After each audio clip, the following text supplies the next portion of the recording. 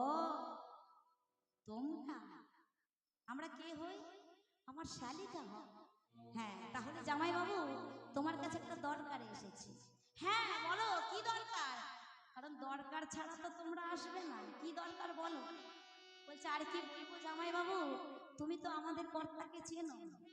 এই 27টি স্ত্রী থাকা সত্ত্বেও সে গুরুমা তারা দেবীর প্রতি আকৃষ্ট হয়েছে।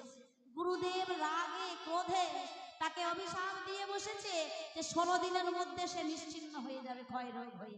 তাই 15 দিন তো হয়ে গেছে, 15 কলা ক্ষয় হয়ে গেছে, আর একটা কলা বাকি আছে। তুমিই পারো একমাত্র আমার ভগবানের আমাদের পতির প্রাণ বেঁচাতে, কারণ দোষ করলো পতি আর বিধবা হবো আমরা। তখন ভোলানাথ বলছে বেশ, ওই যে কলাটা তোমাদের চন্দ্রদেবের বেঁচে আছে তোমাদের সামনে, কলাটা নিয়ে এসে আমার এই জটার মধ্যে